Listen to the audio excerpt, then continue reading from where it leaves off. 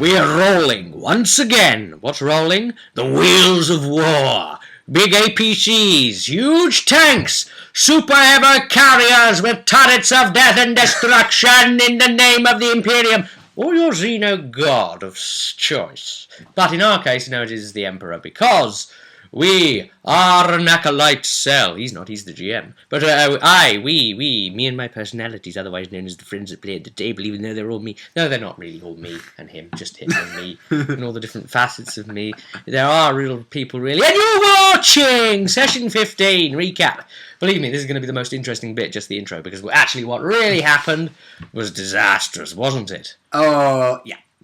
Now, to see the session that never was, really, the disaster that was Session 15, if you want to actually see just the beginning of it, before the session could even happen, a planned idea that the players kind of put upon the GM, but just before the mission was going to be even read to them, things went south. You can actually watch the live footage of that on screen.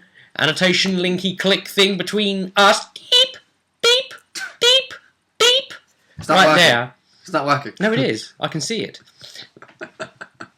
Live editing. Believe. Believe, man. Just believe. Alright? Have faith. My new navigator skills at work. Just all day. Oh, wait. Ah, we're not in Mode Trader yet. That's alright. It's alright. I held it back. It didn't push out. We're not in Mode Trader yet. And no, you're not Doctor Strange either. I have resisted mutation once more. You burned a fate point. Yes, I did. Right. The session went terribly, terribly wrong. You can see how Laurie is GMing it. Some of you guys think that I'm him, that I sound like him. Oh, I'm him. We don't sound anything alike. Come on. Oh, we've had this come up before, back in Warcraft, when we were on TeamSpeak. People said it was like, the Rob that isn't Rob, but is actually Rob. I think... like, what the fuck? I guess we have to give them some allowance, because they're possibly predominantly American. Yeah, maybe. And Americans aren't really as used to hearing, as they'd call it, Brit accents. Oh boy. Let's have a look. I'll just start speaking Canadian at the table, shall I, from here on out? That way we might get some differentiation.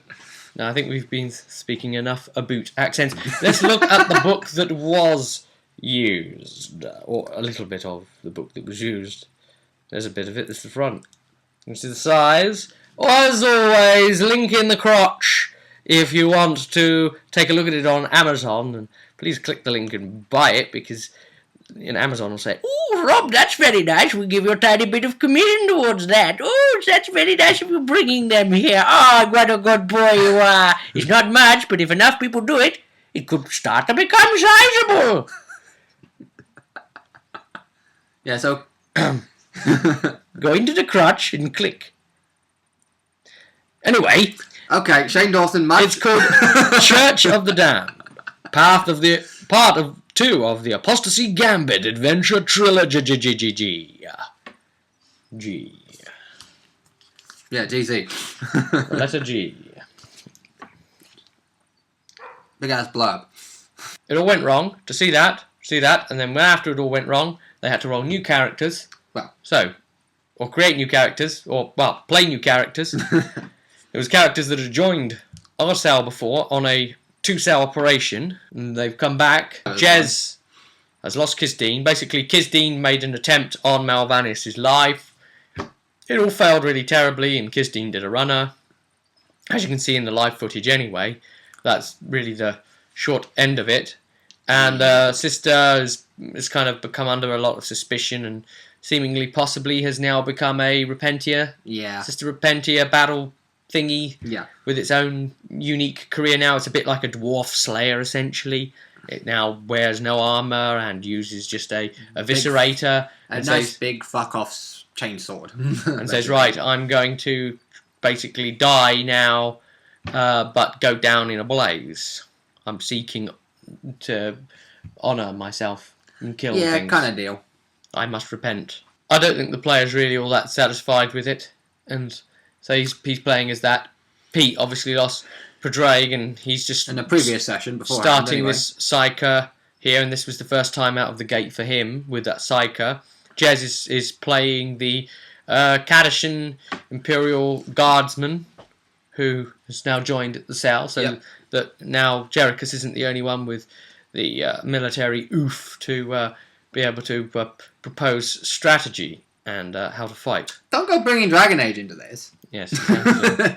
I mean, it's a new character to him. Maybe he'll make it his own. Maybe he'll develop it. Who knows? But this cell then went out and tried doing this, and I say tried because it all just really broke down anyway. But let's talk about how far we got in that. The Sum of All Glories is chapter 1 of this, and we are going into what is known as the Cathedral of Illumination. Now, the main idea here is that the cell are to uncover and possibly find information that are to bring down the Arch-Cardinal in this particular church. Or cathedral, I should say, actually, shouldn't I?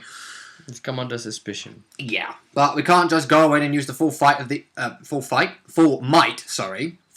of the Imperium and just drag him out, because that would cause a huge uproar within the masses who go to the cathedral, and you know what religious zealots starting to cause more trouble.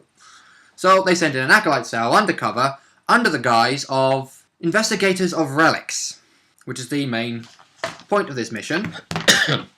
And the main point of that being like we gain experience for the more relics we uncover being true or false or whatever. However, we haven't even got anywhere near that part yet.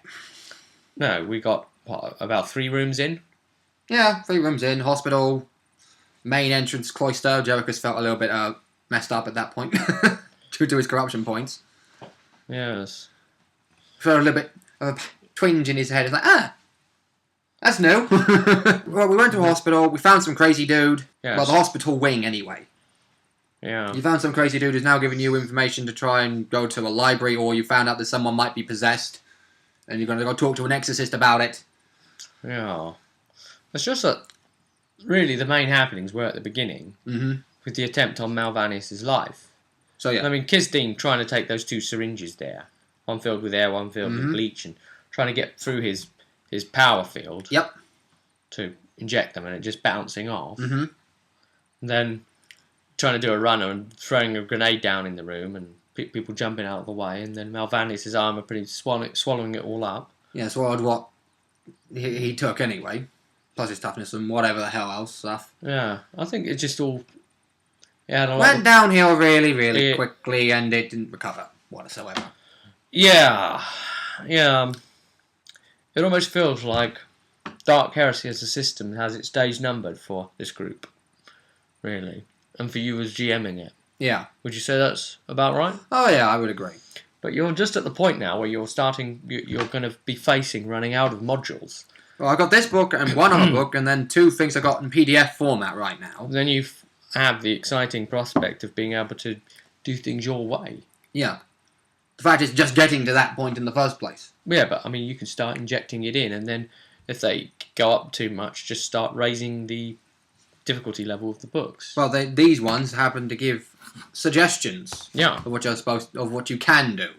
But I think they're just guidelines for you to follow along the lines of, and then add your own extras to it on top. I mean, there's a couple of opponents in here that say if your characters are like level 7+ or whatever, or if you're in Ascension, then you can bring in this particular opponent knows not just these particular psycho powers, but also knows all the psycho powers from this discipline in the Ascension book. See, I think the thing is, the reason Kisdeen did a runner from the group like that and was extracted from the party and from the game is because he's putting her in a situation now to be able to cross over into Rogue Trader when we start it next. And it will be what we'll be playing. That will be GM'd by Craig. On the 40k front, anyway. Yes, exactly. The hope is to continue on with Dragon Age with me GMing. Then I'll give you a bit of a break from GMing as well. Yeah, and then at some point down the line we've got other ideas of who doing other things, but I'm not sure considering Pete's current situation. But, I mean, as it stands, guys, we're not going to stop Dark Heresy yet. We're going to keep the sessions going because, I mean, we've got story to tell. Jerichus needs to tell his story. Oh, yeah. Still. And he's telling it. If he's the last point left even creating story, boy, has he got a story. Yeah, that's one way to put it, considering the ideas for what possible this is going to be reoccurrence in Death Watch. This is going to be world-changing. Literally, imagine a threat to Holy Terror. Sector changing at this rate. Threat to Holy Terror itself. We won't tell you quite what's going on with all of that. You'll have to try and look out for more extracted memories and as they peel back in separate videos. So, look out for those videos too. Thanks for joining us on this sort of recap on what happened. It's more of a status update. We did play session 15. It went horribly wrong, and here we are telling you that it did.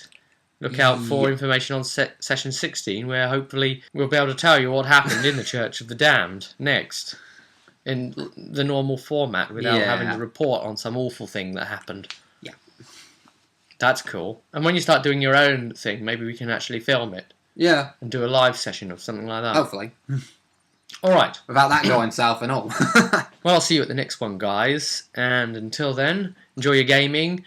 Roll high. Unless that would be bad because you're playing a percentile system, in which case...